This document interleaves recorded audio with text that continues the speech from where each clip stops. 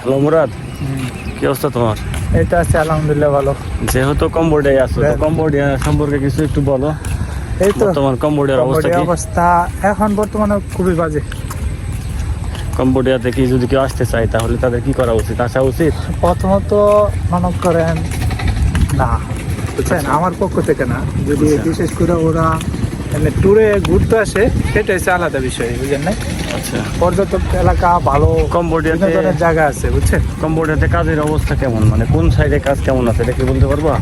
এমনিতে কিচুনো, এটা তো আপনি জানেন, এই কিচুনো বন্ধ একেবারে। ক্যাসিনোটা কন্ট্রাকশনের সাইড কিচুনো বন্ধ, মানে কন্ট্রাকশনের সাইডও অর্ধেক বন্ধ। আচ্ছা, বর্তমানে একটা জিনিসই আছে, গার্মেন্টস সেকশনে আপনি চাইলে কাজ করতে পারেন।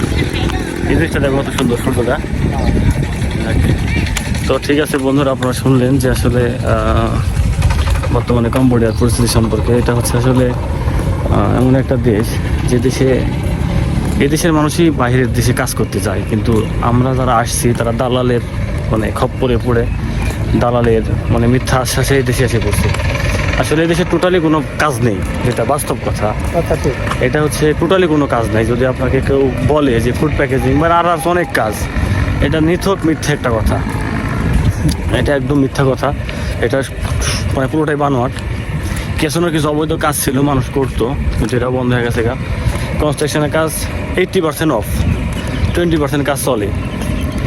তো আমার মতে গার্মেন্টসের কাজেও কম্বোডিয়াতে না আসাই ভালো। আপনার চেষ্টা করেন অন্য দেশে, জর্ডান আছে, মরিশাস আছে, মানে এটা আমার পক্ষ থেকে একটা ভালো পরামর্শ হতে পারে। কারণ আমি চাই না যে আমরা আসছি, আমরা বিপদে আছি, আর কেউ আসে বিপদে পড়ুক। তো সবাই ভালো থাকবেন, আর আমার ভাইটার পেজটা সবাই ফলো করবেন, আর ভিডিওটা শেয়ার করবেন। কারণ শেয়ার না করলে তথ্যগুলো মানুষ পাবে না। যারা কম্বোডিয়াতে আসতে চায় বা দালালদের অনেক অনেক কথায় অনেক আসতে চায়, তারা যেন বিষয়টা বুঝে এবং কম্বোডিয়াতে আসা থেকে বিরত থাকে। ভালো থাকবেন, আল্লাহ হাফেজ।